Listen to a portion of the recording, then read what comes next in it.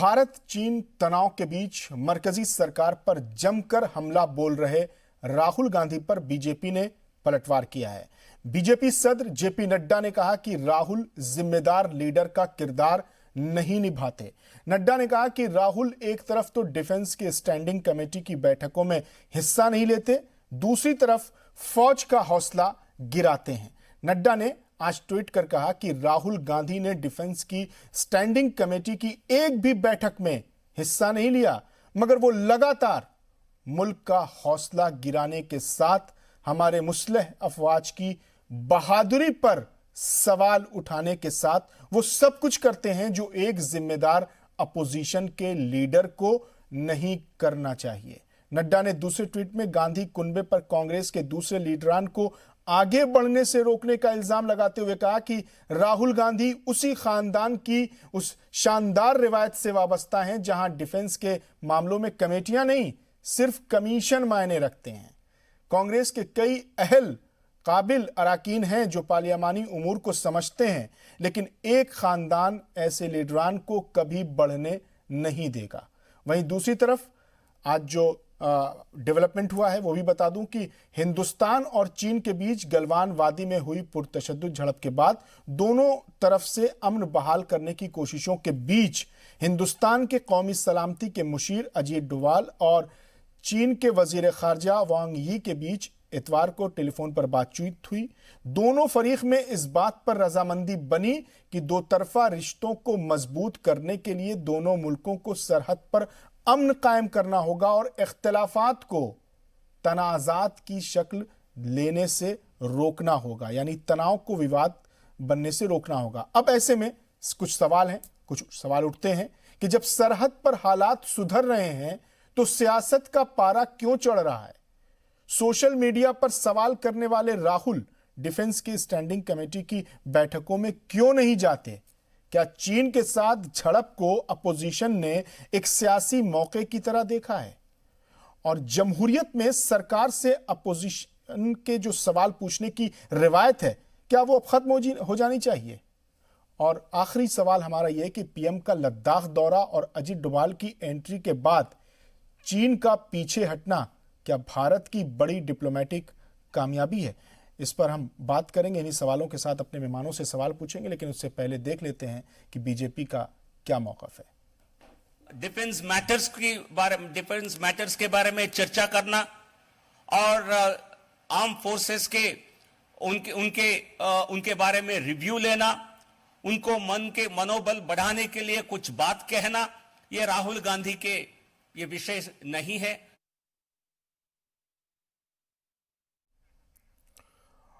और इस मुद्दे पर बातचीत के लिए हमारे साथ मौजूद हैं बीजेपी लीडर आनंद साहू जी और कांग्रेस लीडर अजय वर्मा जी। हम दोनों मेहमानों का इस्तकबाल करते हैं और पहला सवाल अजय वर्मा जी से ही है। पहला सवाल है, बुनियादी सवाल है, मौजू सवाल है।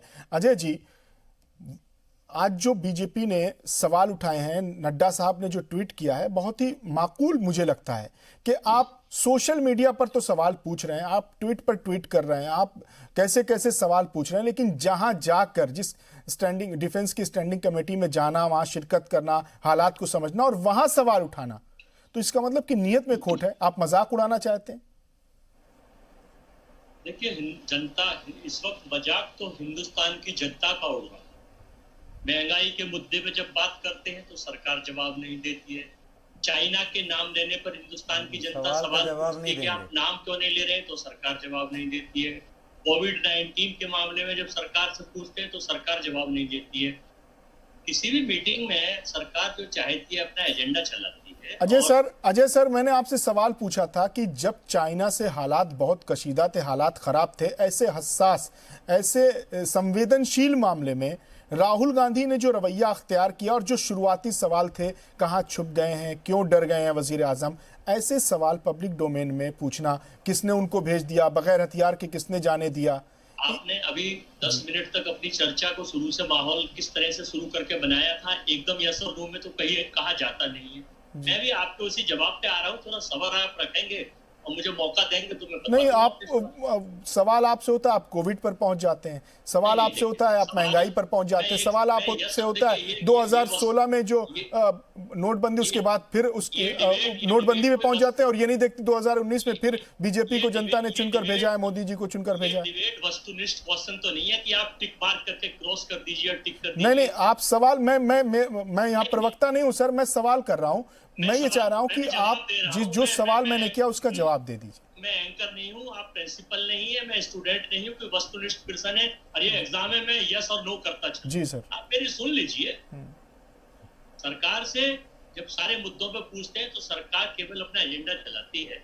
चाइना के मुद्दे पे सरकार ने क्या एक बार भी चाइना का नाम लिया? 4 मीटिंगों में, मन की बात पर, रेडियो पर, चाइना पर, लद्दाख पर, और जनता ये सवाल नहीं, आप सीधे सीधे राहुल गांधी स्टैंडिंग कमेटी की मीटिंग में नहीं जाते हैं, उसकी जवाब दीजिए ना। ठीक है नहीं है आनंद जी मैं आपके पास आऊंगा तो आप इसका जवाब दीजिएगा। अभी अजय वर्मा जी को अपनी बात रख लेने दीजिए। जी ठीक है, चला रहे हैं। ठीक है अजय जी आप बोलिए। हाँ, इनसे कहिए अपने टाइम पे बोले। हाँ ठीक है आप। मैं आपसे बताना चाहता हूँ राहुल जी, देखिए जनता के हित में, देश के हित में 135 करोड़ लोगों की सवाल उठा रहे हैं कि चाइना से बीजेपी के लोगों के संबंध क्या हैं, सीपीसी के संबंध क्या हैं, आखिर चाइना को लाल आंखें कब दिखाएंगे, कब 20 के बदले 200 सिर लाएंगे, कब 56 इंच घूमेगा, कब चाइना में घुस के अटैक होगा, कब हाईजैकिंग करेंगे। हम शांति का प्रस्ताव रख रहे हैं। अगर राहुल जी या विपक्ष के लोग, हिंदुस्तान के लोग ना पूछें, देश की सरकार के कुछ बयानवीर अपोजिशन को, कांग्रेस को और लोगों को केवल इसी काम में चिन्हित कर रही है कि सर्टिफिकेट बांटने का काम कर रही है। अरे भाई, सरकार का दायित्व ये बनता है चाइना को माकूल जवाब दीजिए। चाइना के हालात पर खाली ये छोटी मोटी चीजों के बहिष्कार करने से हिंदुस्तान का भला नहीं होगा।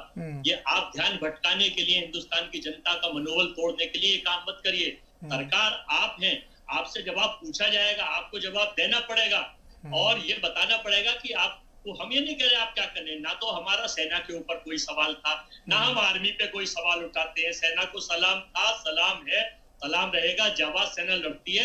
लेकिन पिछले कुछ समय से भाजपा के कुछ मिट्टू चैनल और इनके बयानवीर चैनलों पे लड़ रहे हैं, चाइना को चैनलों पे ही खत्म करे दे रहे हैं। इनके बयानवीर, इनके आईटी सेल के मीडिया प्रभारी हैं अमित मालवीय, वो सेना के ऊपर कहते हैं कि सवाल उठाते हैं, सेना के ऊपर क्वेश्चन करते हैं।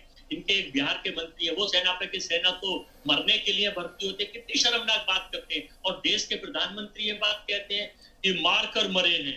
अरे भाई, ये आपकी भाषा है? प्रधानमंत्री है और फिर कहते हैं कुछ नहीं हुआ तो पीएमओ उसका सुधार करता है। हम ये कहना चाहते हैं, हमें कोई मतलब नहीं है, देश आप चला रहे हैं, आपके हाथों में सुरक्षित है, आप विश्व गुरु बन चुके हैं। देश में कोई भी महंगाई की मार नहीं है, कोई भूखा नहीं सोता है।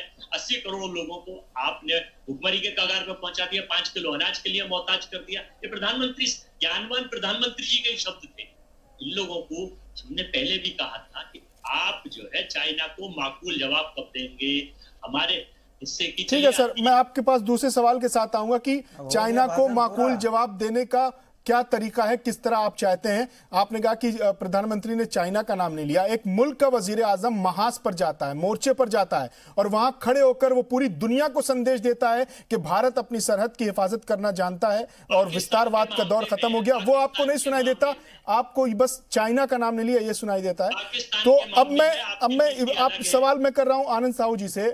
आनंद जी बताता हूं, आनंद जी क्यों नहीं चाइना का नाम लिया वजीर आजम ने? देखिए, मुझे सबसे पहले तो 10-15 मिनट जो आप देश का समय जो था वो यहाँ भी बर्बाद हुआ है। और जिस प्रकार से बिना नाम लिए प्रधानमंत्री जी ने कहा, वैसे ही मैं यहाँ बिना नाम लिए कह रहा हूँ जी। अगर इनको समझ में आ जाए तो बहुत अच्छी बात है। अभी भी थोड़ा बहुत समय बचा हुआ है कांग्रेस के पास। और जिस प्रकार से ये बर्ताव कर रहे हैं, देश की जनता, विश्व के लोगों को भी समझ में आ रहा है कि कांग्रेस किस दिशा में जा रहे हैं। पिछली बार भी जिस प्रकार से इन्होंने लगातार चाइना एम्बेसी में जाकर के चाइनीज लोगों के साथ गाल बजा रहे थे, आज वापस स्टैंडिंग कमेटी की बात आपने सवाल किया। स्टैंडिंग कमेटी की मीटिंग में, डिफेंस का मीटिंग में, रक्षा के महत्वपूर्ण कॉन्फिडेंशियल विषय के मेंबर हैं वो। उस मीटिंग में जब देश की रक्षा की चर्चा होती है, देश के तमाम security items, equipments, weapons, missiles, rocket, तमाम तरह के जितने हेलीकॉप्टर, सारे जेट, उसकी बात होती है, तो उस समय राहुल गांधी जी नदारद होते हैं और आज सवाल पूछ रहे हैं। जिस समय सवाल करने का आपको ताकत दिया है पार्लियामेंट में, उस पार्लियामेंट का आपने दुरुपयोग किया, उसका अपमान किया, उस कमेटी का मीटिंग में आप नहीं गए। और यहां ट्विटर का एक जो है आप हीरो बन रहे, ट्विटर में देश को अपमान करने का काम कर रहे हैं। कांग्रेस के वक्ताओं ने आज देखिए इतना गिर गए हैं कि देश का विषय जब आ रहा है तो कह रहे हैं कोविड-19 के कारण लोग मर रहे हैं। अरे आपको तो शर्म आनी चाहिए। जिस प्रकार से हमारे हेल्थ मिनिस्टर, रक्षा मिनिस्टर, होम मिनिस्टर, आदरणीय प्रधानमंत्री नरेंद्र मोदी तमाम हेल्थ के लिए भी वॉरियर बन के एक दिन भी बाहर इधर कांग्रेस की तरह खाली ट्विटर में नहीं बने रहे, काम किए क्षेत्र में देश की जनता के लिए हॉस्पिटल बनाना, दवाई बंटवाना, विश्व के लोगों को दवाई देना, हर प्रकार से काम कर रहे हैं। ऊपर से डिफेंस को इतना मजबूत किया और वहां शरद में जा करके हुंकार भरा, जिसको पूरा देश के लोगों ने समझा, विश्व के लोगों ने भी समझा और विश्व के तमाम country including America, Russia, France, UK, Germany, Australia, Japan, south Korea, Vietnam, सारे देश, विश्व के लोग हमारे साथ खड़े हो गए। लेकिन कांग्रेस इतना गद्दार पार्टी है, इतनी निकम्मी पार्टी है, इतनी गिरी हुई पार्टी है, उसके मुखिया और उसके दल के नेता लोग, शर्म भी नहीं आता है आपको कि जिस प्रकार से घटिया राजनीति कर रहे हैं ऐसे टाइम में। और आपको देखिए आज पूरा बॉर्डर जो है रशिया टेक्नोलॉजी, इजराइल की टेक्नोलॉजी, अमेरिका की टेक्नोलॉजी और देश की ब्रह्मोस टेक्नोलॉजी से सील हो गया है। आज अगर ठीक है सर, अब इसी सरहद के हालात पर बात कर लेते हैं। हमारे साथ डिफेंस एक्सपर्ट पीके सहगल साहब भी हैं। सहगल साहब, बहुत इस्तकबाल है आपका जी सलाम में। सहगल सर, मैं ये जानना चाह रहा हूं कि अभी जिस तरह से दो तरफा बातचीत हुई है हमारे एनएसए और चाइना के फॉरेन मिनिस्टर के दरमियान जो बातचीत हुई है, तो अभी वहां के सूरत हाल क्या है? हालांकि ये खबरें आ रही कि टेंट हटाने शुरू कर दिए हैं, पॉइंट 14 से पीछे हट गया चाइना। तो मैं ये जानना चाहता हूं कि गलवान से हट रहे हैं या प्योंगयांग में प्योंगयांग सी जो है उस पर से हट रहे हैं या गलवान से हटा रहे हैं? देखो, 30 जून को जो दोनों कमांडर्स के बीच में बात हुई थी, जो लेफ्टिनेंट लेवल की बातचीत हुई थी, उसमें फैसला किया गया था एक्सपीडिशन फेज और स्टेप बाय स्टेप वापसी होगी। वापसी दो तरीके की है, एक डिसएंगेजमेंट और दूसरा डी-एस्केलेशन। जो डिसएंगेजमेंट है उसमें कहा गया था 6 जून को कि सबसे पहले डिसएंगेजमेंट होगा गलवान में। आज जो चाइना जहाँ से पीछे हटा है वो गलवान से पीछे हटा है, हॉट स्प्रिंग से पीछे हटा है और गोगरा पोस्ट से पीछे हटा है। जहाँ तक ये पेंगोंग सी लेक का तल्लुक है, वहाँ से बिल्कुल पीछे नहीं था, अभी तक डटा हुआ है। सर, यही सवाल था कि पेंगोंग सी और देपसांग ये दोनों बहुत अहम इलाका है, लेकिन दोनों पर अभी चाइना डटा हुआ है, ये लोग सवाल उठा रहे हैं। एब्सोल्युटली 3 जगह पे डटा हुआ है, दीपसांग में, पेंगोंग में और दमचौक में। इन तीनों जगह से इसको अपना ही पड़ेगा। और हिंदुस्तान जो है बड़ी क्लोजली इसको मॉनिटर कर रहा है। हम इस माफी को से धोखे में दोबारा नहीं आएंगे। कहा जाता है वंस बिटन ट्वाइस शाय। पिछली बारी उसने 5-6 जून के बातचीत के बाद में कहा कि मैं पीछे हट गया हूँ। जब हमारी फौज 15 तारीख को चेक करने गई तो क्या हुआ सारी दुनिया जानती है। उसमें हिंदुस्तान को मौका मिल गया अपनी फौज की ताकत का एहसास दिलाने के लिए।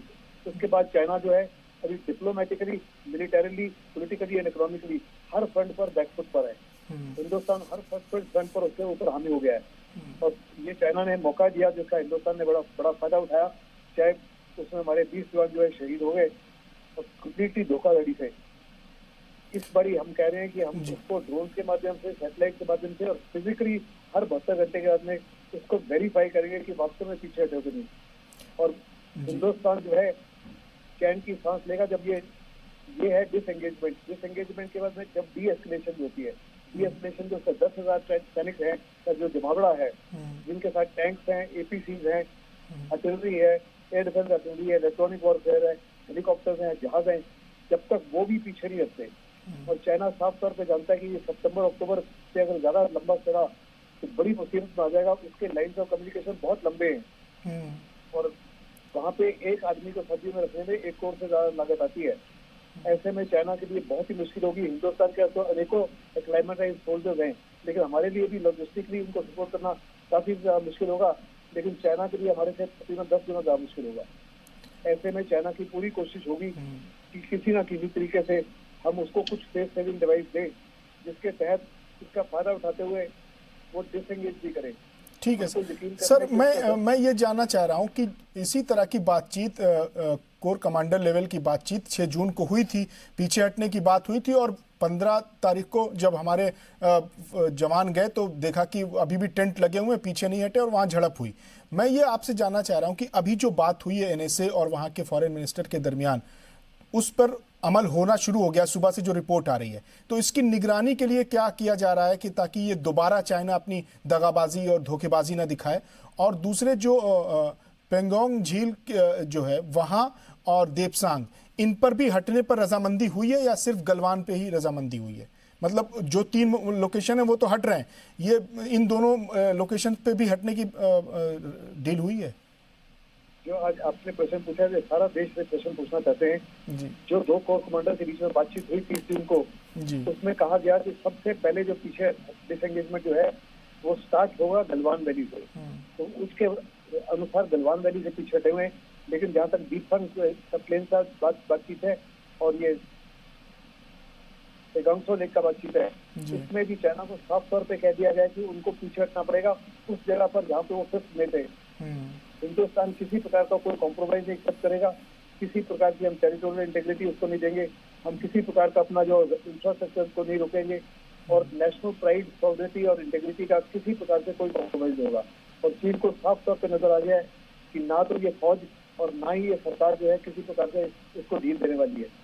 और साफ तौर पे पाकिस्तान, चाइना के जो फॉरेन अफेयर मिनिस्टर वेंग, उनको भी साफ तरह पता लग गया कि हिंदुस्तान जो है डट गया है, चाइना एक्सपोज हो चुका है, दुनिया में अलग थलग है, और जितनी ज्यादा देर लगाएगा उतना ही चाइना के लिए नुकसान होगा, क्योंकि बड़े पैमाने पर अभी चाइना हर प्रकार से स्ट्रेस्ड है।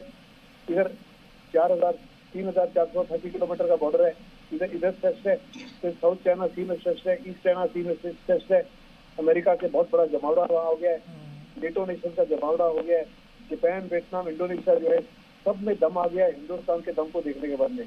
छोटे छोटे एशियान के देश हैं, उन्होंने भी चाइना को साफ तौर पे वार्निंग दे दी है कि इंटरनेशनल नियमों का पालन करना होगा, उसके अलावा कोई भी कॉम्प्रोमाइज। अपने लद्दाख दौरे में वजीर आजम ने ये खिताब में अब ये भी कहा था कि हम अपनी सरहद की हिफाजत करना जानते हैं और जिन छोटे मुल्कों को चाइना दबा देना चाहता है हम उनके साथ भी खड़े हैं। उनका इशारा था, साफ था। मैं इस सवाल के साथ अजय वर्मा जी के पास आना चाहता हूं। अजय वर्मा जी, आपने देखा डिफेंस एक्सपर्ट हैं पीके सहगल साहब, वो किस तरह से वहां के हालात बयान कर रहे थे। सरहद पर हम मजबूती के साथ खड़े हैं, हजारों फौज एक्स्ट्रा वहां पर खड़ी है, साथ ही साथ पूरी दुनिया में हमारी हिमायत हो रही है। अमेरिका, ब्रिटेन, फ्रांस, हमारा सदाबहार दोस्त रशिया, ये सब हमारे साथ खड़े हुए हैं। हमने 59 ऐप पे पाबंदी लगा दी है। अब क्या चाहते हैं? देखिए, हमारा तो जो है, हमें तो आपको बताना है, निर्णय लेना, निर्णय करना सरकार का काम जी। चीन ने अप्रैल 2020 से लेकर आज तक भारतीय सीमा में गलवान वैली, पेंगोंग त्सो लेक में अनेकों बार जबरन घुसपैठ की। न तो हम उसकी धमकियों में दबाव के सामने झुकेंगे और न ही अपनी भूभागीय अखंडता से कोई समझौता करेंगे। देश की जनता, अपोजिशन और देश की सरकार ये चाहती, देश की आर्मी ये चाहती। लेकिन हमने अनुरोध किया, माननीय मनमोहन सिंह जी ने भी अनुरोध किया, देश के 2 बार प्रधानमंत्री रहे, राहुल गांधी जी ने भी अनुरोध किया, सोनिया जी ने भी चिट्ठी लिखी, सब लोग भी कह रहे हैं कि केंद्र सरकार से आग्रह हमने किया कि वो वक्त की चुनौतियों के सामने उतर कर्नल बी संतोष बाबू पे हमारे जो और 20 सैनिक की कुर्बानी हुई है, शहीद हुए, शहादत पे, उनकी शहादत कुर्बानी पर खरा उतरे, जिन्होंने राष्ट्रीय सुरक्षा में भूभागीय अखंडता के लिए अपने प्राणों की आहुति दे दी। उस प्राणों की, इससे कुछ भी कम जनादेश ऐतिहासिक विश्वासघात होगा। हम ये कहना चाहते हैं, ना तो हम आर्मी के ऊपर कोई शक कर रहे, आज की तारीख में भी चाइना चालबाज था, चालबाज है, चालबाज रहेगा। इंटरनेशनल पॉलिसी के बारे में अमेरिका की जो पॉलिसी रही है वो कभी भी विश्वसनीय नहीं रही है। आपको शायद ख्याल होना चाहिए पिछले 40 साल, 50 साल, 60 साल, 70 साल से कि वो दिखता कुछ है, होता कुछ है। H1BJ के मामले में भी आप देख लीजिए, वो अपनी सुरक्षा, अपनी चाक चौबंदी तो कर रहे हैं। भारत का कोई मामला आएगा तो मुझे लगता नहीं है कि अमेरिका उसमें क्या करेगा, कैसे करेगा। इंटरनेशनल चाइना ने अपनी सैन्य शक्ति चारों तरफ पूरी बढ़ा रखी है।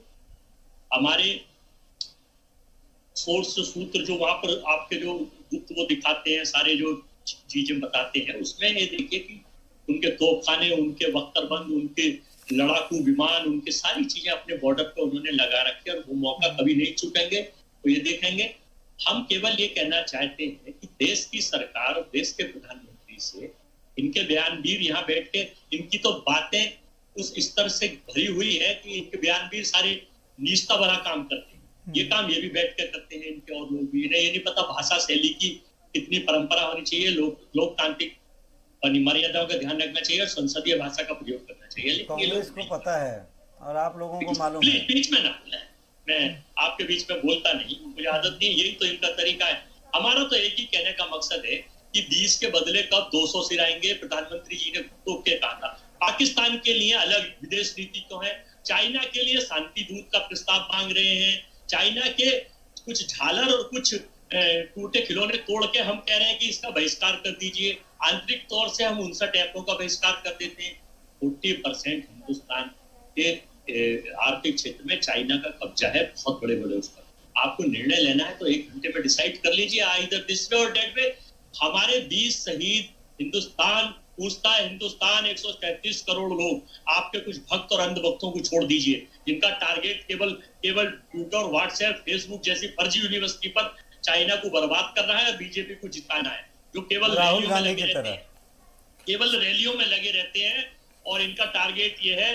ठीक है, मैं एक सवाल सहगल सर से लेता हूँ। सहगल सर को जाना है। सहगल साहब को मुझे पता है, वो फोन पर भी है। मैं कई डिबेटों में बैठा हूँ, सहगल साहब का बड़ा हम सम्मान करते हैं, बहुत बढ़िया बात। अजय सर मैं आपसे जो सवाल पूछ रहा हूँ आप उसका जवाब ही नहीं दे रहे हैं। हम केवल इतना पूछ रहे हैं कि 20 के बदले 200 सिर कमाएंगे। चाइना में 56 इंच कब दिखाएंगे? जवाब है ही नहीं, क्या जवाब देंगे? ये लोग साहू जी सवाल खड़ा करने के लिए पैदा हुए हैं। सहगल सर आपसे सवाल ये है, चाइना का सवाल खड़ा किया, पाकिस्तान का सवाल इन्होंने खड़ा किया, बांग्लादेश का सवाल आऊंगा साहू जी आपके पास आऊंगा, कश्मीर का सवाल साहू जी आपके पास आऊंगा। सारे सवाल का जड़ी कांग्रेस। एक सवाल और ले लेते हैं।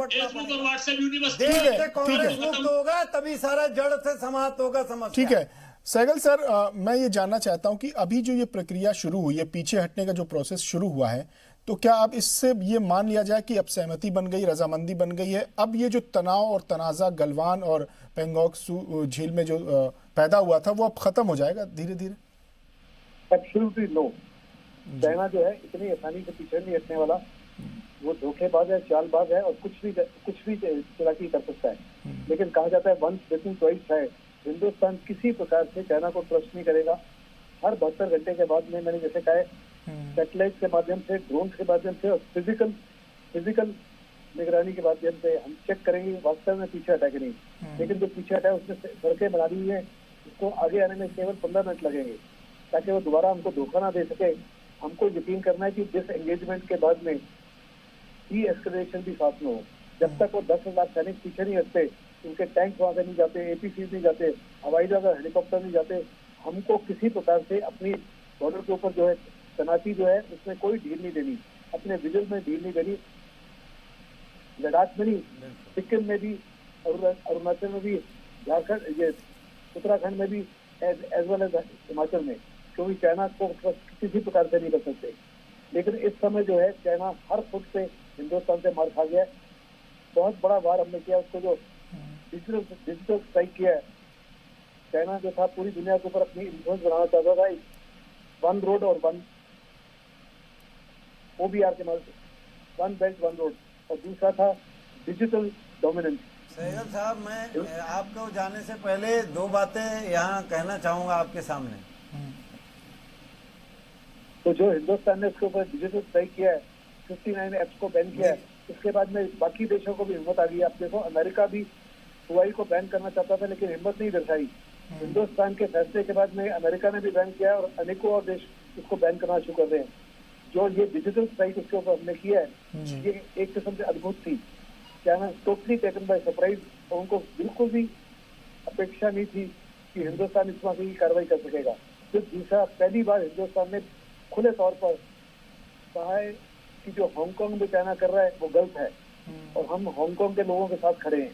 तो दिस अगेन उनकी one country and two state की पॉलिसी के खिलाफ भी हिंदुस्तान ने बोल दिया है। अभी हिंदुस्तान जो है एक और बड़ा कार्रवाई कर सकता है। इतना ही नहीं सर, ताइवान और वियतनाम, ताइवान के साथ में फुल डिप्लोमेटिक रिलेशन कीजिए, उसको इंडिपेंडेंट नेशन रिकॉग्नाइज कीजिए। जैसे ही हिंदुस्तान करेगा, with in the next 7 days 40 से 50 देश जो है उसको रिकॉग्नाइज कर देंगे। और आपके पास तिब्बत कार्ड भी है, which is the ultimate weapon. उसको, वो तो आपका ब्रह्मास्त्र है जिससे और साथ में सर तिब्बत का भी इशू उठाया इस बार। जी बिल्कुल, भारत ने जो कदम उठाए हैं, भारत ने जो कदम उठाए, खासकर डिजिटल स्ट्राइक करके भारत ने दुनिया को एक पैगाम भी दिया है और छोटे मुल्कों को जिनको चाइना दबा देना चाहता था उनको भी हिम्मत दी है, हौसला दिया है। सहगल साहब, बहुत बहुत शुक्रिया आपका हमसे जुड़ने के लिए। हम ये चर्चा जारी रखेंगे। यहाँ वक्त हो गया एक ब्रेक का। ब्रेक के बाद जब लौटेंगे तो और सवालों के साथ अपने मेहमानों से, बहुत खास मेहमान हमारे साथ जुड़े हुए हैं इस वक्त, उनसे हम बात करेंगे और उनके अफकार और ख्यालात जानेंगे। ब्रेक के बाद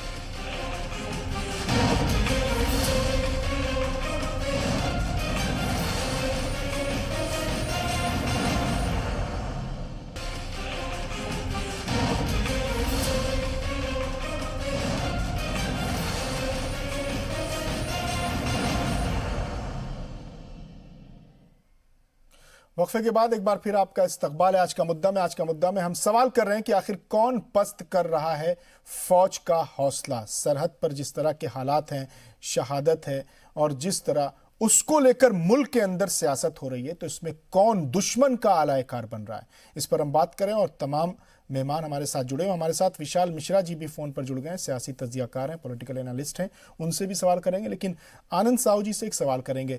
साहू जी, जब आज जेपी नड्डा साहब ने ट्वीट किया तो उसके जवाब में कांग्रेस के एक लीडर ने ट्वीट किया कि 15 लाख आर्मी ऑफिशियल और 26 लाख पेंशनर फौजियों के लिए 11,000 करोड़ के महंगाई भत्ते को काटना क्या मोदी सरकार का फौजियों को बढ़ावा देना है? ये सवाल। ये देखिए, सबसे बड़ा तो झूठ फैलाने का बहुत तरह का षड्यंत्र करते हैं। रणदीप सिंह सुरजेवाला ने ये 40 का जवाब दिया सर, रखी थी कांग्रेस। रणदीप सिंह सुरजेवाला ने ये रणदीप सिंह सुरजेवाला तो सबसे बड़े झूठे हैं। और ये इसीलिए वहां हरियाणा में भी फ्लॉप होकर के अभी खाली ये बटर मसाला बने हुए हैं, बटर करते रहते हैं टीवी में बैठ के। उन्होंने एक के बाद एक राहुल भी वैसे फ्लॉप शो में जा रहे हैं और ये उनके फ्लॉप टीम की पूरी टीम जो है फ्लॉप शो में है। ये सवाल, मैं तो यही कह रहा हूं, इनको सवाल करने का भी अधिकार नहीं है, क्योंकि सारे सवाल का जड़ ही ये लोग हैं। कांग्रेस ही सारे सवाल का जड़ है। चाइना के साथ आज जिस प्रकार का हालात बना है, उसका सारा सवाल खड़ा करने वाले कांग्रेस के साथ आज जिस प्रकार का हालात बना है, उसका सारा सवाल खड़ा करने वाले कांग्रेस ही है। नेहरू और उसके कुनबे हैं, गांधी परिवार है। और इतना ही नहीं, पाकिस्तान का भी यही लोग, शर्म नहीं आती, बांग्लादेश का यही लोग हैं, शर्म नहीं आती, 70 का यही लोग हैं। आज अगर कोई कर रहा है देश को आगे लेके चलता है, प्रधानमंत्री नरेंद्र मोदी जी, शर्म आना चाहिए। मेरा बस चले तो इनको न्याय करके यही इनको फांसी में लटका देना चाहिए इन लोगों को, जिस तरह से देश के साथ गद्दारी कर रहे हैं। लेकिन साहू जी, जो सवाल लोग हैं, ये रणदीप सिंह सुरजेवाला ने जो सवाल उठाए हैं, साहू जी बात करते हैं आप लोग, सुरजेवाला ने जो सवाल उठाए हैं कि 15 लाख आर्मी ऑफिशियल और 26 लाख पेंशनर फौजियों के लिए, उसका जवाब देना कांग्रेस। हजारों किलोमीटर 1962 में जो ले लिया चाइना, उसका जिम्मेदार कौन है? ये लोग सुन लीजिए। और भारत का जन्म 2014 में हुआ है, आपके 70% इम्पोर्ट के ऊपर डिपेंड है। अब्बास जी कंप्लीट, मैं भी एरोनॉटिकल इंजीनियर रहा हूँ। जी जितने कांग्रेस के बफर है ना, जो खाली बटर करते हैं, I don't care what they talk about. Ajay ji, जब मैं आपके पास आऊंगा तो आप जवाब दीजिएगा। अजय जी, जब मैं आपके पास, whole world is towards India, coming with India. देश भारत के साथ मिल करके आज अमेरिका का जंगी जहाज, जापान का जंगी जहाज, रशिया का जंगी जहाज, भारत के जंगी जहाज के साथ युद्ध अभ्यास के साथ चाइना को ताकत दिखा रहे हैं कि अगर तूने गलती किया तो तेरे हौसले जो है पस्त कर दिए जाएंगे, बहुत थोड़े समय में तुम्हें आग तेरे निकाल लिए जाएंगे। Not only in the front of the defence but in the front of the trade war. आज not only in the trade war but also in the IT sector, global IT sector. और इतना ही नहीं, विश्व की सारी शक्ति, महाशक्ति भारत के साथ क्यों आ रही है? ये कांग्रेस के लोग हैं, ये इनके ना आने से कोई फर्क नहीं पड़ता है, ये इनको तो मुक्त करने के लिए जनता ने बना लिया। ठीक है सर, मैं आऊंगा फिर आपके पास। विशाल मिश्रा जी हमारे साथ हैं, महात्मा गांधी जी, पॉलिटिकल एनालिस्ट है। एक लाइन सुन लीजिए सर, एक मिनट, लेट मी आबाद जी, मैं कम से कम आधे घंटे से सुन रहा हूँ, एक मिनट सरकार की बात को पूरा होने दीजिए। मैं ये कह रहा हूँ कि आज ऑफसेट ऑब्लिगेशन फंड के बारे में इनको पता है? कांग्रेस के डिफेंस की मीटिंग में क्यों नहीं जाते हैं? शर्म आनी चाहिए इनको। मैं तो प्राइम मिनिस्टर आदरणीय मोदी जी से कहूंगा कि ऐसे सेंसिटिव विषय में जो नहीं जाएगा उसको कमिटी से बाहर कर देना चाहिए, नहीं जाने देना चाहिए। जो टाइम नहीं दे सकते देश के लिए उसको कमेटी में रखना ही नहीं चाहिए। ऐसे लोग देशद्रोही हैं, जो देश के हितों की रक्षा नहीं कर सकते तो वो देशद्रोही हैं। मैं तो ये कहता हूँ। और दूसरा, आगे बढ़ करके ऑफसेट ऑब्लिगेशन फंड लाया भारत में, 74% डिफेंस में एफडीआई क्यों अलाउ किया? आई एम टेलिंग यू, आज पूरे देश को पता होना चाहिए। ठीक है सर, ठीक है सर। विशाल मिश्रा जी से सवाल लेते हैं। सर विशाल जी, आपसे सवाल है। मेरा सवाल यह है कि सरहद पर जिस तरह के हालात हैं, हालांकि अब जो बातचीत से राहें हमवार हो रही हैं, हालात सुधर रहे हैं, लेकिन जिस तरह के हालात 15 जून के बाद बने मुल्क में, क्या इस पूरे हालात को देश की अपोजिशन ने, मुल्क की हिज़्ब इख्तिलाफ ने, मुल्क की अपोजिशन ने इसे एक मौके के तौर पर भुनाया? देखिए, ऐसा है कि मैं बहुत ही विनम्रता के साथ जो प्रतिपक्ष है तथा कथित कांग्रेस और जो बाकी वामपंथी हैं, इनसे मेरा सवाल है कि ऐसे संवेदनशील मुद्दे पर क्या इनको राजनीति करनी चाहिए थी? पहली बात तो एक। दूसरी बात ये, बेवजह पूरे देश में भ्रम फैलाया गया कि चीन हमारी सीमा में घुस आया है। मैं इनसे सवाल करना चाहूंगा कि क्या इनको LAC और LOC का अंतर पता है? इन्हीं कांग्रेस के प्रधानमंत्री नेहरू जी ने LAC को कहा था कि ये मिलिट्री एरिया होता है, मिलिट्री जोन होता है, मिलिट्री एरिया होता है। जो ये LAC था वो LAC area of military perception होता है। यहाँ पर दोनों ही पार्टियों को अपने अपने पेट्रोलिंग की इजाजत होती है, केवल ये शर्त होती है कि कोई परमानेंट स्ट्रक्चर वहां पर नहीं क्रिएट किया जाएगा। लेकिन बेवजह का पूरे भारत में, देश के अंदर एक भ्रम फैलाया गया कि चीन हमारी सीमा में घुस आया है। अब देखिए, जब चीन पीछे चला गया है तो सवाल कर रहे हैं कि आखिर चीन अगर सीमा में आया नहीं था तो गया कहाँ? अरे भाई, सीमा में नहीं आया था, वो अपने ही जो उस LAC के अंदर जो उसका अपना एरिया था उसमें वो आगे आया था, जिसको पीछे ढकेल दिया गया है। और ध्यान रहे ये बात, ये भारत की संप्रभुता, भारत की अखंडता और भारत की एकता का परिचायक है कि पहली बार चाइना को मुंह की खानी पड़ी है। चाइना को एहसास हो गया कि भारत के, चाइना को एहसास हो गया ये 1962 का भारत नहीं है। चाइना को एहसास हो गया कि ये 2020 का न्यू इंडिया है under the leadership of honourable CM Narendra Modi ji. प्रधानमंत्री जी से 11,000 किलोमीटर की ऊंचाई को ललकार रहे थे 3 जून को, और 48 घंटे बाद आज उसका परिणाम सामने आया कि चीन जितना आगे बढ़ा था उससे ज्यादा पीछे गया है। पहली बात। और दूसरी बात ये राहुल गांधी जी जो ट्विटर खेलते हैं, मैं इनसे सवाल करना चाहूंगा, 2014 से लेकर 2019 तक विदेश मंत्रालय की संसदीय समिति में थे, 86 मीटिंग हुई। उस 86 मीटिंग में से मैं इनसे सवाल करना चाहूंगा कितने मीटिंग में गए? उसके बाद इस नई सरकार में ये डिफेंस की मीटिंग जो है कार्य समिति में है, जिसकी 11 मीटिंग हुई और पहली मीटिंग 29 सितंबर 2019 को हुई थी। कितनी मीटिंगों को इन्होंने अटेंड किया? तब तो बैंकॉक थे। ऐसे संवेदनशील मुद्दे पर जब आप मीटिंग में नहीं जाते हैं तो आपको सेना के 100 पर सवाल उठाने का हक कौन देता है? जब आप उसमें पार्टिसिपेट नहीं करते हैं तो आपको यह अधिकार कौन देता है कि आप भारत की एकता अखंडता के साथ छेड़खानी करें, सेना के पराक्रम पर सवाल उठाएं और भारत के नेतृत्व पर सवाल उठाएं? पहले तो ये कह रहे थे कि जी नहीं, प्रधानमंत्री साहब को सर्वदलीय मीटिंग बुलानी चाहिए। सर्वदलीय मीटिंग बुलाई गई, वहां पर प्रेजेंटेशन दिया गया, सभी पार्टी के लोग थे, सबके प्रश्न का उत्तर दिया गया, लेकिन नहीं, फिर अंततोगत्वा इन्होंने छेड़खानी शुरू की कि नहीं, बयान बदला हुआ था, डिफेंस मिनिस्टर साहब ने कुछ कहा, प्रधानमंत्री साहब ने कुछ कहा, PMO ने कुछ रिप्लाई किया। जी नहीं, बात यह है सरासर कि इस आपदा को, इस संकट को इन्होंने अवसर के रूप में भुनाने की कोशिश की कि हम अपना रिवाइवल यही कर सवाल था पाएंगे। मेरा। लेकिन आज जी। मैं ये बात कहना चाहूंगा कि हमको 3 सी पहचानने की जरूरत है। एक तो सी फॉर चाइना, एक सी फॉर कांग्रेस और एक सी फॉर कम्युनिस्ट। इनकी आइडियोलॉजी में कभी राष्ट्रभाषा रही नहीं, कभी राष्ट्रहित का मुद्दा रहा ही नहीं। ये वही कम्युनिस्ट है, ये वही वामपंथी है जो 1962 में इंडो चाइना की लड़ाई में जब इनके कैडर के किसी आदमी ने भारतीय सेना को खून दे दिया था तो उसको इन्होंने अपनी पार्टी से निष्कासित कर दिया था। जरा देखिए मानसिकता, आप अपने अगर दुश्मन के साथ लड़ाई में आपके अपने ही सैनिकों को कोई खून दे रहा है तो आप उसको अपने कैडर से निकाल दे रहे हैं। और आज आप सवाल करते हैं कि चीन हमारी सेना में घुसाया था, सीमा में घुसाया था। तो मैं 2 शब्द बोलूं?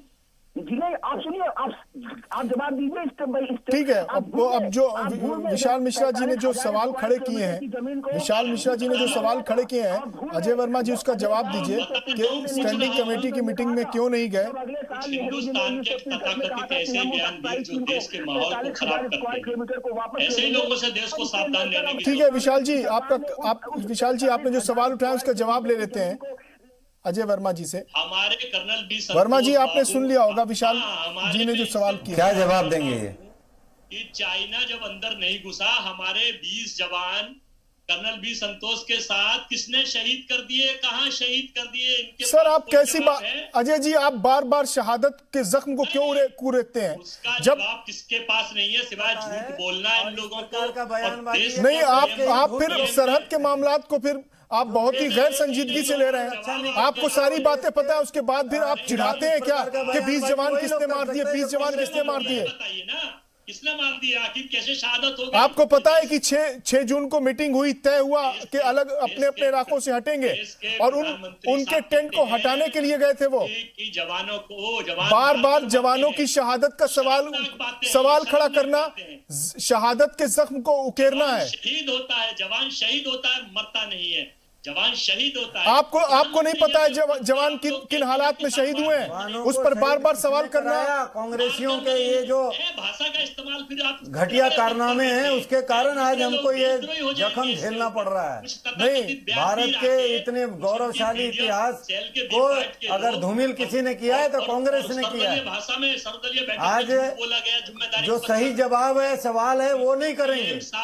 आपने भारत को कमजोर करने की सब अजय सर जो मेरा पहला सवाल था वही सवाल फिर कर रहा हूं, उसका जवाब आपने नहीं दिया। आप बार बार 20 जवानों की शहादत पर सवाल उठाते हैं, दिल दुखता है। हमारे जवान सरहद पर शहीद हुए हैं। नहीं, हमारा बड़ा दिल दुखता है, देश की जनता। नहीं, अगर आपका दुखता तो आप उसका जिक्र नहीं करते बार बार सर। अरे दुखता है तो कमेटी का मीटिंग में क्यों नहीं जाते? सर मेरा सवाल यही है, राहुल गांधी स्टैंडिंग कमेटी की मीटिंग में नहीं जाते, नेता सोशल मीडिया पे क्यों जाते? इसका राज बता दीजिए सर, गांधी इसका राज बता क्यों नहीं जाते हैं? शहीदों की शहादत का अपमान करते हैं, ये सेना के नाम पर राजनीति करते हैं। ये शहीदों को आज तक आप लोग अपमान कर रहे हैं, और शहीद होने के लिए मजबूर किसी ने किया है तो कांग्रेस ने किया है। इस प्रकार का घाव देने का काम कि आखिर ये देश की खिलवाड़ जो करते हैं देश के शहीदों के साथ, ये बहुत ही गलत बात है। हम निंदा करते हैं इनके बयान पीरों की, इनके कुछ आवाज नहीं जा रही, सवाल उठाते हैं इनके। नहीं सर, आपकी भी आवाज आ रही है। अब यहाँ वक्त हो गया एक ब्रेक का, ब्रेक से लौटेंगे तो अपनी चर्चा जारी रखेंगे।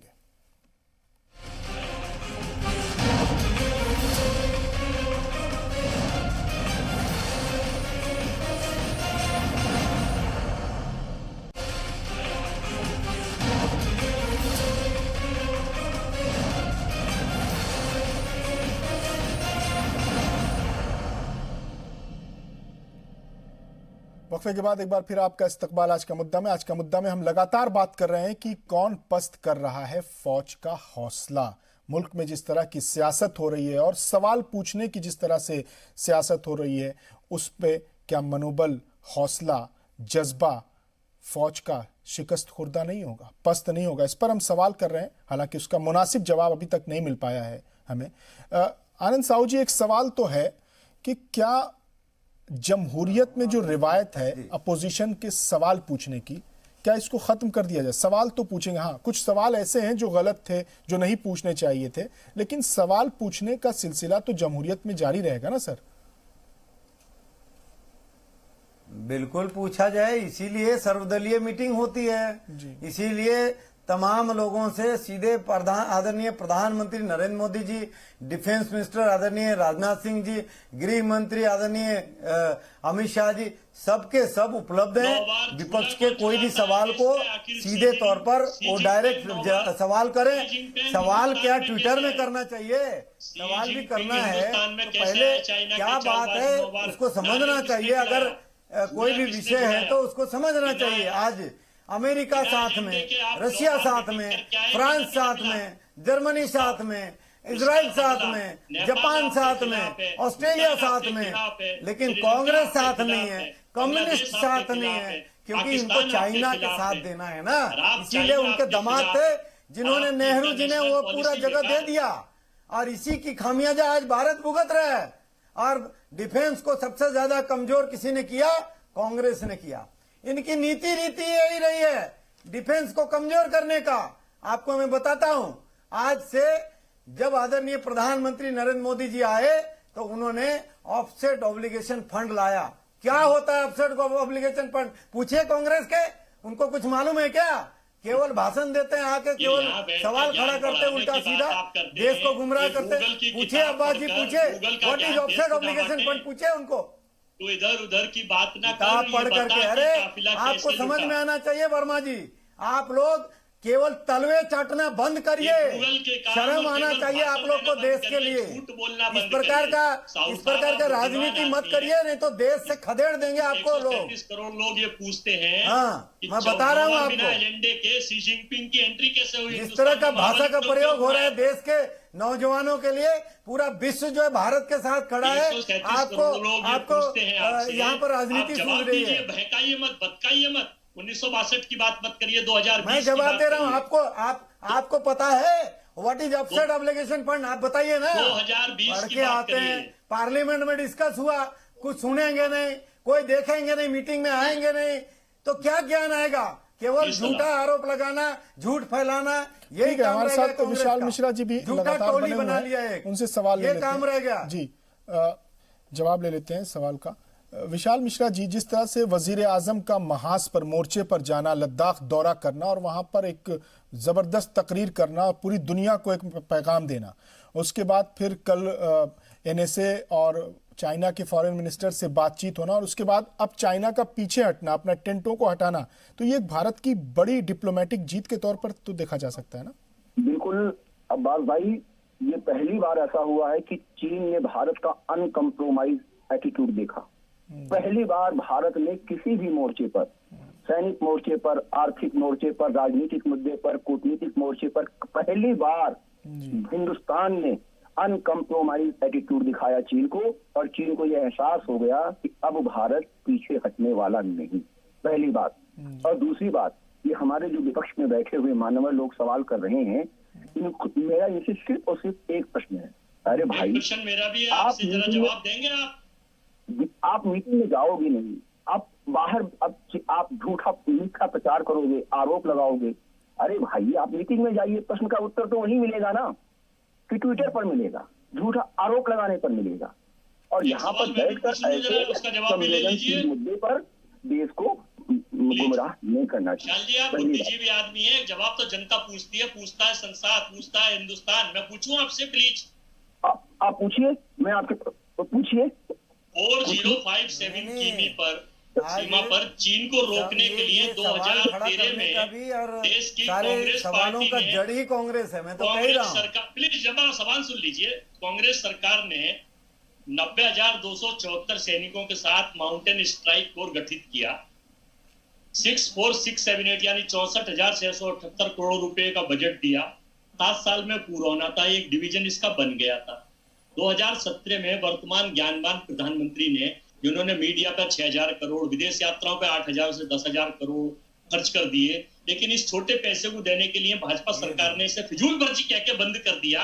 अगर ये कोर गठित हो गया होता तो आज चाइना हमारी ना तो जमीन ले पाता ना उसकी। अरे आप कोर गठित होने की बात कर रहे हैं, मानव प्रोग्राम की घटना घटी थी, तो आपको कांग्रेस के राहुल गांधी प्रोग्राम की घटना घटी थी, तो चीनी राजदूत के साथ बैठकर आप जवाब दीजिए ना, जब डोकलाम की घटना घटी थी, जब डोकलाम की घटना घटी थी तो आज के राहुल गांधी जी बैठ कर चाइनीज राजदूत के साथ चाउमीन खा रहे थे, क्या कर रहे थे? 2008 में पर्सनल लेवल पर जाकर चाइनीज कम्युनिस्ट पार्टी के साथ मेमोरेंडम ऑफ अंडरस्टैंडिंग साइन किया था। वर्ड कैपेसिटी नहीं, जनता जानना चाहती है, जमहूरियत जानना चाहती है आज किस कैपेसिटी में बैठकर 2008 में कांग्रेस पार्टी ने PCI communist party of China के साथ बैठकर कौन से मसौदे पर दस्तखत किया था? आप बताइए ना, आप जनता को बताइए, इसका उत्तर दीजिए ना। जब डोकलाम की घटना घटी थी तो चाइनीज राजदूत के साथ चाउमीन कौन खा रहा था? फोटो आई तो उसको मना किया या बाद में स्वीकारा गया? आप बताइए ना, कितनी बार प्रूफ गलत तरह का आवाज जो है उसको कोई भी पसंद नहीं करता। मैं आपसे प्रश्न का ये झूठे और अफवाह और इस प्रकार की प्रश्न का उत्तर दे रहा हूँ, उसको बंद करिए। इन लोगों को कोई सुनना नहीं चाहता है जी। झूठे आंकड़े पेश करते हैं। अजय वर्मा जी, अजय वर्मा जी, अजय वर्मा जी, सुन लीजिए, अजय वर्मा जी, जो राफेल का डील था इतने वर्षों तक नहीं हुआ, वो 59,000 करोड़ का राफेल का डील प्रधानमंत्री नरेंद्र मोदी जी ने किया। उसके बाद आपको देखिए आगे एयर डिफेंस जो SAM S-400 39,000 करोड़ का रशिया से किया, वो हमने किया। इतना ही नहीं, तमाम तरह के अमेरिका से, इजराइल से आपने क्या किया? आपने तो और सारे जो है एरिया क्षेत्रफल सारे चाइना को आज गुलामी की तरफ डाल दिया। ये है कांग्रेस का देन। हाँ बिल्कुल बिल्कुल जी। विशाल मिश्रा जी कुछ अपनी बात रखना चाहते हैं जी। मैं अब्बास भाई सिर्फ एक सवाल और पूछना चाहता हूं कि 2008 में कांग्रेस के तत्कालीन यूपीए गवर्नमेंट के रक्षा मंत्री साहब ने क्या बयान दिया था? बयान यही दिया था कि हमारी पॉलिसी रही है no development in border area.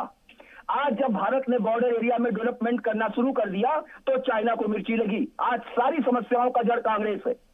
अगर ये बॉर्डर डेवलपमेंट पहले से हो रहा होता तो चाइना को यह एहसास रहता कि भारत भी अपने बॉर्डर एरिया का डेवलपमेंट करेगा।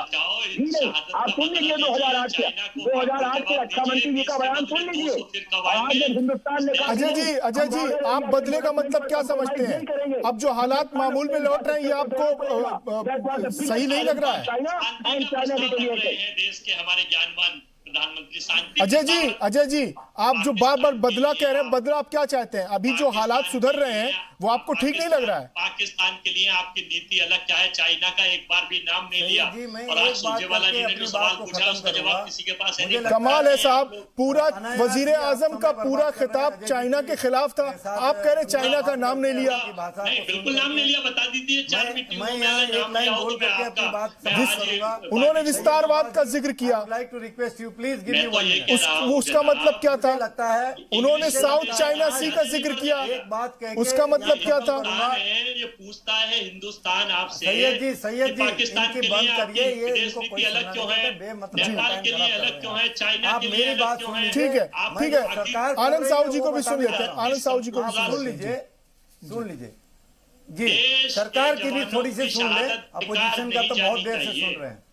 मैं एक बात कह रहा हूं आज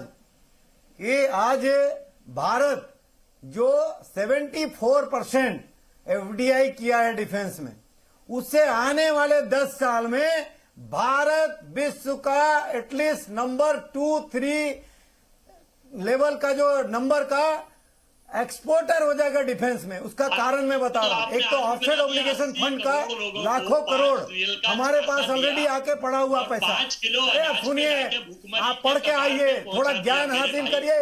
आपके राहुल गांधी जी की तरह आप भी अपना जीवन का बहुमूल्य समय बर्बाद मत करिए और देश को गुमराह मत करिए, नहीं तो आप लोगों को लोग देश से निष्कासित करते हैं।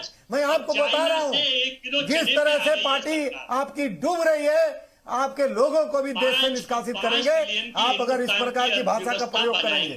सुन लीजिए, आप सुनने का और अमदा रखिए। सच्चाई झेल सकते हैं तो झेलिए, क्योंकि जो आपने पाप किया है कांग्रेस ने, उसकी सजा जितनी दी जाए कांग्रेस को वो कम होगी। जो सजा आपको मिलेगा वो जनता देगी, इसको भी मैं जानता हूँ, और मिल रहा है आप लोगों को सजा। 80 करोड़ मैं आपको बता रहा हूँ, आज डिफेंस में 74% और ऑफसेट ऑब्लिगेशन अजय जी, आपने सवाल का जिन सवाल के साथ हमने प्रोग्राम शुरू किया था उसका जवाब आपने नहीं दिया। मैं आखिर में फिर आपसे यही सवाल जानना चाहता हूँ कि ट्विटर पर जिस तरह से क्या पता है, ट्विटर पर जिस तरह से सवाल पूछते हैं, कमेटी की मीटिंग में अगर पूछते तो उनको जवाब मिल जाता। सर, इन मेरे ज्ञानवान लोगों से 2020 की पूछिए कि चाइना को क्या जवाब देंगे। आप 62 की नेहरू जी की कांग्रेस की बात मत करिए, सरकार मोदी जी की है। हमने जवाब दे दिया, कांग्रेस को जवाब देना है कि कांग्रेस चाइना के साथ है या भारत के साथ है। कांग्रेस ये बताया, इकोनॉमी देश की बनानी थी 5 किलो। कांग्रेस ये बताए, राहुल गांधी ये बताए, सोनिया गांधी ये बताए कि वो चाइना के साथ है कि भारत के साथ है। सवाल ये है यार, अरे भाई इस देश के साथ क्यों मजाक कर रहे हैं? इस भोली जनता का आपने वैसे ही पहले जीएसटी या नोटबंदी से मार दिया, अब आप 5 किलो अनाज देके इसको चाइना के साथ है कांग्रेस या भारत के साथ, ये बताइए आज पहले। आपकी नीति और नियत पूरे देश को पता लग गई कि 80 करोड़ लोग भुखमरी के कगार पर पहुंच गए। 5 किलो अनाज सब पता चल गया है, पूरा विश्व को पता है, केवल कांग्रेस को पता नहीं है क्योंकि वो उसको ज्ञान मिलता है चाइना से, इसीलिए उनको नहीं पता है कि भारत में क्या हो रही है और आपके 5च किलो का कितना मजाक उड़ रहा है। हिंदुस्तान 137 करोड़ लोग पूछ रहे हैं, आपके बारे में भी पता है। भारत को हिंदुस्तान में गरीबी कायम है तो इसका भ्रष्टाचार के अलावा दिया क्या डिफेंस में? भारत में जर्मन जैसे हालात पैदा सैनिकों को मरवाया और क्या दिया? जर्मन पहले फर्स्ट। ठीक है सर, हमारा वक्त असल में खत्म हो रहा है। की जमीन गिफ्ट में दे दी, लोकसभा में डिबेट, लोकसभा में स्टेटमेंट दिया गया। ऐसे लोगों का भाषण बंद कराइए कि वहां को कोई सुनना नहीं चाह रहे। कांग्रेस के लोग झूठ और अफवाह। अजय सर से मैंने जो सवाल किया था उसका जवाब मुझे नहीं मिला और इसी सवाल के साथ हमने प्रोग्राम शुरू किया था। हमने चाहा था कि इसके जवाब लेंगे कि कौन पस्त कर रहा है फौज का हौसला, लेकिन इस सवाल का जवाब नहीं मिला और इस सवाल के जवाब में दूसरे जवाब मिले। हालांकि सवाल तो यही था कि जो बात ट्विटर पर पूछी जाती है वो स्टैंडिंग कमेटी की मीटिंग में पूछी जाती तो उन सवालों का, उन बातों का जवाब राहुल गांधी को मिल जाता। तो आज के मुद्दा में आज के लिए बस इतना ही। बहुत बहुत शुक्रिया तमाम मेहमानों का। आनंद साहू जी आपका बहुत बहुत शुक्रिया, अजय वर्मा जी आपका बहुत बहुत शुक्रिया, विशाल मिश्रा जी आपका बहुत बहुत शुक्रिया कि आप तीनों मेहमानों ने, खास मेहमानों ने अपना कीमती वक्त निकाला और अपने नजरिए, अपने विचार, अपने ख्याल से लोगों को वाकिफ कराया। तो आज के मुद्दा में बस इतना ही।